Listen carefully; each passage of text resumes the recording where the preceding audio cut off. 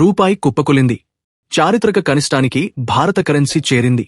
America డాలర్తో పోలిస్తే భారత రూపాయి మారకం విలువ సరికొత్త రికార్డు కనిష్టానికి పడిపోయింది.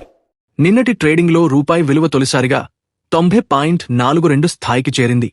అమెరికా ఫెడరల్ రిజర్వ్ వడ్డీ రేట్లను తగ్గించడంతో వచ్చిన సానుకూలతను దేశీయ కార్పొరేట్లు, బ్యాంకుల నుంచి డాలర్లకు వెల్లువెత్తిన డిమాండ్ తోసిపుచ్చింది. దీంతో రూపాయిపై తీవ్ర ఒత్తిడి నెలకొంది. విదేశీ, ప్రైవేట్ బ్యాంకులు తమ మర్చెంట్, కార్పొరేట్ చెల్లింపుల కోసం పెద్ద ఎత్తున డాలర్లను కొనుగోలు చేస్తున్నాయని ట్రేడర్లు చెబుతున్నారు. ప్రపంచ పరిణామాలు సానుకూలంగా ఉన్నప్పటికీ దేశం నుంచి డాలర్ల అవుట్ఫ్లో ఒత్తిడి ఎక్కువగా ఉందని ఓ బ్యాంకర్ రాయిటర్స్తో తెలిపారు. ఈ కారణంగానే రూపాయి కోలుకోలేకపోతోందని విశ్లేషకులు భావిస్తున్నారు.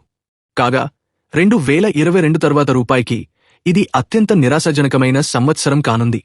విదేశీ పోర్ట్ఫోలియో పెట్టుబడుల్లో అనిశ్చితి, భారత ఎగుమతులపై అమెరికా టారిఫ్లు వంటి అంశాలు ఈ ఏడాది రూపాయి పతనానికి కారణమయ్యాయి. వాషింగ్టన్తో వాణిజ్య ఒప్పందం కుదరకపోతే రూపాయి మరింత బలహీనపడవచ్చని నిపుణులు హెచ్చరిస్తున్నారు. ఈ నేపథ్యంలో మార్కెట్ వర్గాల దృష్టి రిజర్వ్ బ్యాంక్ ఆఫ్ ఇండియా వైపు మళ్లింది.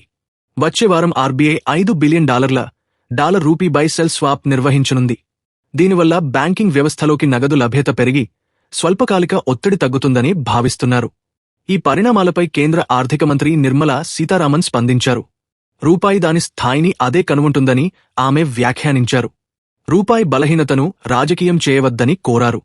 గతంలో తమ పార్టీ ప్రతిపక్షంలో ఉన్నప్పుడు అధిక ద్రవ్యోల్బణం, బలహీనమైన ఆర్థిక వ్యవస్థ కారణంగా రూపాయి పతనం మరింత ఆందోళన కలిగించిందని, ప్రస్తుత ఆర్థిక మూలాలు బలంగా ఉన్నాయని ఆమె గుర్తుచేశారు. తాజా సమాచారం కోసం లైక్ చేయండి, ఛానల్ను సబ్స్క్రైబ్ చేయండి, నోటిఫికేషన్ల కోసం గంట సింబల్ ఆన్ చేసి పెట్టండి.